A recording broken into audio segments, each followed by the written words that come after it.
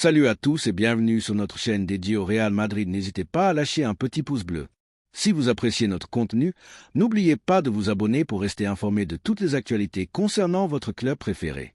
Aujourd'hui, mes amis, nous allons parler de la Coupe du Monde des clubs qui attend le Real Madrid de Xavi Alonso, et nous allons le faire en plusieurs vidéos. Aujourd'hui, nous allons parler de la défense. Comment sera la défense du Madrid lors de cette Coupe du Monde des clubs? Quelque chose d'important et vital sur lequel Xavi Alonso travaille beaucoup, tant avec les jeunes joueurs qu'avec les nouvelles recrues. Et comme toujours, abonnez-vous et activez la cloche pour ne manquer aucune vidéo. Commençons. Comme je l'ai dit précédemment, aujourd'hui nous allons parler des gardiens et de la défense, une partie fondamentale de ce nouveau Real Madrid de Xavi Alonso. Nous savons déjà ce qu'il en sera pour les gardiens. Il n'y a aucun doute à ce sujet. Nous parlons de Thibaut Courtois et André Lunin comme gardiens.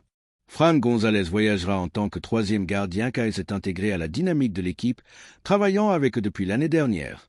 En fait, il a eu l'occasion de jouer contre Valence au Bernabéu. Courtois, Lunin et Fran González seront donc les trois gardiens que Xavi Alonso emmènera à la Coupe du Monde des clubs. Cela dit, passons à la défense, une défense qui suscite beaucoup de doutes. Mais mon père m'a dit l'autre jour: David, quelle défense allons-nous emmener à la Coupe du Monde des clubs si nous avons beaucoup de blessés, des gens qui finalement ne viendront pas? Bon, nous allons y aller étape par étape en commentant la défense que Xavi Alonso emmènera à cette Coupe du Monde des clubs. Et nous commencerons par le côté droit avec Trent Alexander-Arnold, une récente incorporation. Vous savez que sa présentation aura lieu jeudi. Ce jeudi de cette semaine, Trent Alexander-Arnold sera présenté comme nouveau joueur du Real Madrid. Nous avons beaucoup de foi et de confiance en Trent Alexander-Arnold. Xavi Alonso, je crois, peut en tirer encore plus de performances que ce que nous avons vu à Liverpool, car ici, il sera entouré d'un effectif exceptionnel, impressionnant. Nous verrons les performances de ses premiers matchs ici à Madrid. J'ai beaucoup de confiance et de foi en lui. Dani Carvajal, qui revient de sa blessure de plus en plus vite, fait en fait déjà des exercices avec le groupe. Xavi Alonso l'emmènera à la Coupe du Monde des clubs. Mais je vais faire une parenthèse ici. Dani Carvajal ne sera pas titulaire dès le début de la Coupe du Monde des clubs. Dani Carvajal a besoin d'une période pour se rétablir complètement. Voir Carvajal déjà avec l'équipe est merveilleux. C'est notre leader et notre capitaine. Cela me fait particulièrement plaisir de revoir Carvajal, car nous savons tout ce que Dani Carvajal représente pour ce Real Madrid. 2 latéraux droits seulement. David? Oui, en a-t-il d'autres? Le troisième sera Lucas Vázquez, qui voyagera également avec l'équipe aux États-Unis avec le Real Madrid. Lucas Vázquez, nous verrons quel rôle il aura lors de cette Coupe du Monde des clubs. Je pense qu'il aura un rôle assez limité. Je ne le vois pas être titulaire dans beaucoup de matchs, mais nous en parlerons bien sûr tout au long de la semaine. Aujourd'hui, je veux que vous me disiez quelle serait votre défense parfaite pour cette Coupe du Monde des clubs avec le Real Madrid. Lucas Vázquez voyagera avec l'équipe. Vous allez voir peut-être 3 ou 4 joueurs à chaque position. Gardez à l'esprit que ce sera une longue liste. Nous parlons d'une liste de 30 ou 32 joueurs. Je crois, une liste assez longue que la FIFA permet de faire. Trent Alexander-Arnold, Dani Carvajal, Lucas Vázquez. Et il en manque encore un autre latéral droit, car il faut tenir compte du fait que Carvajal ne jouera pas les premiers matchs. Lucas Vázquez, peut-être pas non plus. Xavi Alonso emmènera donc dans ce côté droit Jesus Fortea, un joueur de la Contra du Real Madrid, un joueur qui, je vous le dis, est incroyable. Le problème, c'est que nous n'avons pas pu le voir. L'année dernière, avec la blessure de Carvajal, c'était le moment idéal pour voir plus en action Jesus Fortea. Il n'a pas eu cette opportunité et maintenant, après l'arrivée de Xavi Alonso, Xavi a insisté auprès du club pour que Fortea reste. De plus, le Madrid a fait un effort pour le renouveler. Il semblait que Fortea pouvait être en danger de partir, mais finalement, il reste avec nous. Ce sont donc les latéraux droits qui iront au mondial des clubs. Je pense que nous sommes tous d'accord sur une chose.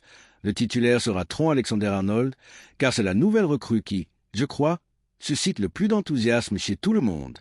De plus, il est actuellement le latéral titulaire de ce Real Madrid. Nous verrons ensuite quand Carvajal sera de retour, car c'est un sujet important dont nous devons parler plus tard. Passons maintenant aux défenseurs centraux. Bien sûr, Leny Yoro, qui a été présenté aujourd'hui comme nouveau joueur du Real Madrid. J'ai une excitation spectaculaire pour ce jeune. Je dois le dire, Xavi Alonso a insisté pour son recrutement.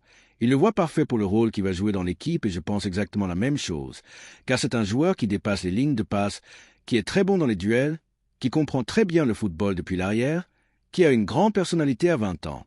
C'est un défenseur brillant qui est bon dans les tacles, qui sait bien se positionner, ce qui est très important dans une équipe d'élite. Lenny Yoro, il reste encore à le voir, bien sûr, il n'a que 20 ans, mais il me donne une excitation énorme, et encore plus sous la direction de Xavi Alonso, qui a tant insisté pour son incorporation. Lenny Yoro, premier défenseur central. Passons au suivant. Qui va être le suivant? Dites-le moi.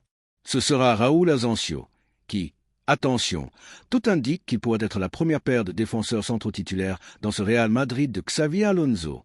Lenny Yoro et Raúl Asensio, ce serait intéressant de les voir contre Al Hilal la semaine prochaine. C'est une paire qui m'enthousiasme personnellement, car nous avons vu les performances de Raúl Asensio cette saison et je pense qu'accompagné d'un jeune comme Lenny Yoro, ils se complètent assez bien, l'un à gauche et l'autre à droite. Il peut nous donner des performances brillantes, mais cela dépendra aussi de ce que Xavi Alonso demande pendant la saison. Nous parlons maintenant en vue de la Coupe du Monde des clubs. Lenny Yoro, Raúl Asensio, les défenseurs centraux qui voyageront avec la première équipe. Antonio Rüdiger sera également sous les ordres de Xavi Alonso. Ce qui se passe avec Rüdiger est quelque chose d'important que vous devez savoir. Rüdiger est encore blessé. Il travaille dans les installations de Valdebebas. Il ne s'est pas encore rétabli à 100% et Rüdiger ne sera pas prêt pour les premiers matchs de la Coupe du Monde des clubs. Je le dis dès maintenant, Rüdiger pourrait peut-être apparaître lors de la 3e journée, sauf si les délais sont avancés. Il a été opéré de ce genou qui était blessé et je ne pense pas que nous verrons Antonio Rüdiger entrer dans la dynamique de ce Real Madrid avant la 3e journée ou les 8e de finale. Je ne sais pas, peut-être que la semaine prochaine il commencera avec le groupe, ce serait une surprise, mais pour l'instant ce que nous voyons, c'est que Rüdiger va encore mettre un peu de temps à entrer dans la dynamique. Et nous avons Eder Militão, un joueur pour qui j'ai beaucoup d'espoir. Pourquoi?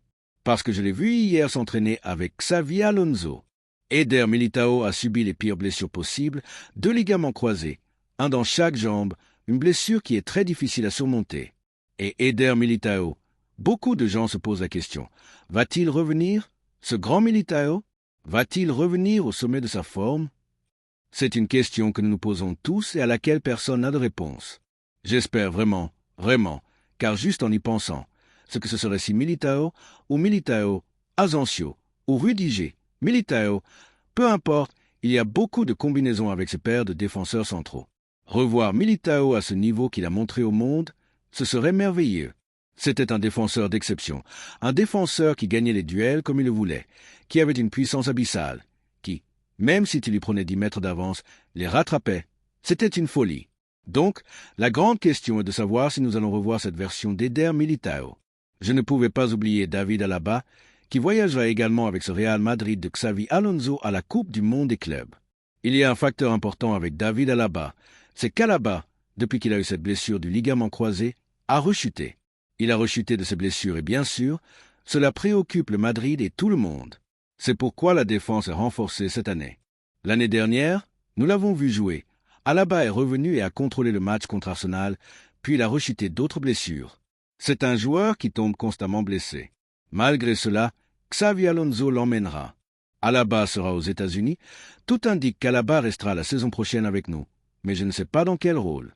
Et bien sûr, il manque un défenseur central pour compléter cette liste pour le mondial des clubs, et ce défenseur central est Jacobo Ramos, un joueur qui était déjà dans les jeunes du Real Madrid. Xavi Alonso l'a déjà entraîné. Xavi entraîne maintenant Jacobo dans la dynamique de l'équipe première et bien sûr, il voyagera en tant que 6e défenseur central à cette Coupe du Monde des clubs. Avec cela, nous avons maintenant Trent Alexander-Arnold, Dani Carvajal, Lucas Vázquez, Jesus Fortea, Jacobo Ramos, Raúl Asensio, Antonio Rüdiger, David Alaba, Eder Militão, Fran Garcia et Eduardo Camavinga. C'est la défense que Xavi Alonso a en tête pour la Coupe du Monde des clubs. Ce qui se passe, c'est qu'il manque un latéral gauche en tant que recrue, qui sera Alvaro Cara, mais nous devons nous en contenter pour le côté gauche. Et maintenant, la grande question que tout le monde se pose est, David Alaba, quelle sera la défense titulaire? À ce sujet, nous en parlerons toute la semaine avant le match contre Al Hilal. Bien sûr, je dirais Trent Alexander-Arnold à droite, je dirais Raúl Asensio comme défenseur central droit, comme défenseur central gauche et ici. J'ai beaucoup de doutes sur le côté gauche. J'ai beaucoup de doutes avec Fran Garcia ou Camavinga. Si Camavinga arrive en bonne forme, l'option Camavinga pourrait être valorisée. Mais sinon, j'opterais pour Diego Aguado ou Youssouf, qui peut-être jouerait avant Fran Garcia. Et je me trompe peut-être, et Fran Garcia donnerait une performance exceptionnelle. Mais c'est ce que je ferai. C'est ce que je ferai. Côté droit, Trent Alexander-Arnold, Asensio, Carvajal, et ensuite côté gauche, j'ai beaucoup de doutes, car c'est très incertain. Certains d'entre vous me diront, Fran Garcia, je ne sais pas, je veux lire vos commentaires. D'autres me diront, eh bien, David, j'ai vu Diego Aguado, j'ai vu Youssouf et je pense qu'ils pourront nous être très utiles. Et il y a aussi l'option Camavinga, le mettre dans cette position, car c'est un joueur qui peut aussi aider tout le milieu de terrain. Gardez à l'esprit une chose, et je le répète, cela ne signifie pas que nous jouerons avec 4 à l'arrière, loin de là, car peut-être que nous verrons Trent Alexander-Arnold, disons Fran Garcia, nous verrons Asensio et David Alaba, nous verrons ces 4-là et Camavinga devant, de sorte que Camavinga resterait comme libéraux à certains moments du match. Nous verrions alors ces montées de Trent Alexander-Arnold et les montées de Fran Garcia. C'est une option. Si finalement Fran Garcia ne joue pas et que c'est un autre qui joue, par exemple Camavinga, nous verrions Camavinga entrer plus dans cette diagonale et dans le milieu de terrain, tout comme Trent Alexander-Arnold, avec Camavinga qui resterait plus dans la zone arrière. Ce qui est clair, ce que je veux vous transmettre aujourd'hui, mes amis, c'est que je n'ai rien de clair concernant le latéral gauche. C'est quelque chose qui me pose beaucoup de doutes pour la Coupe du Monde des clubs et je voulais en parler avec vous aujourd'hui. Les options sont claires, elles sont au nombre de 4, Fran Garcia, Diego Aguado, Youssouf et Eduardo Camavinga. D'après ce que j'ai lu, David Alaba plaise beaucoup à Xavi Alonso. C'est pourquoi il s'entraîne déjà avec l'équipe première. Je ne sais pas quelle opinion il a de Fran Garcia, et je ne sais pas s'il envisage l'option de voir Camavinga dans cette position. Une autre chose importante, car ensuite, quand Carvajal retrouvera son niveau, que se passera-t-il sur le côté droit avec Trent et Dani Carvajal? Vont-ils se relayer? Vont-ils jouer ensemble? C'est une grande question. Si Xavi Alonso décide que Trent Alexander-Arnold se repose un peu, Carvajal ne rentre peut-être pas, Lucas non plus, et Fortea rentre et nous voyons Fortea. C'est qu'il y a tellement de questions sur la défense que j'aimerais que vous y répondiez dans la section des commentaires. Une chose importante, Diego Aguado peut aussi jouer comme défenseur central gauche. C'est un joueur polyvalent, ici comme ici. C'est très important et je pense que ce sera vital pour la Coupe du Monde des clubs. Bon, nous avons commenté un peu ce que sera la section défense de ce Real Madrid de Xavi Alonso. Mon opinion est claire. Côté droit pour Trent Alexander-Arnold, défense avec Asensio et côté gauche, je voulais choisir. J'opterai pour les jeunes, soit Diego Aguado, soit Youssouf. L'option Fran Garcia, je ne la vois pas vraiment. Bien sûr, je lirai tous vos commentaires pour voir quelle est votre opinion et quelle est votre défense pour ce Real Madrid de Xavi Alonso lors de la Coupe du Monde des clubs. Comme toujours, ce fut un plaisir. J'espère que vous avez aimé la vidéo. Si vous voulez plus de vidéos de ce type sur le milieu de terrain et l'attaque, bien sûr, je veux que vous me le disiez dans la section des commentaires. Merci d'avoir regardé cette vidéo et j'espère que cette vidéo vous a plu. N'hésitez pas à lâcher un petit pouce bleu, vous abonner à la chaîne et à activer la cloche pour ne rien manquer des prochaines vidéos.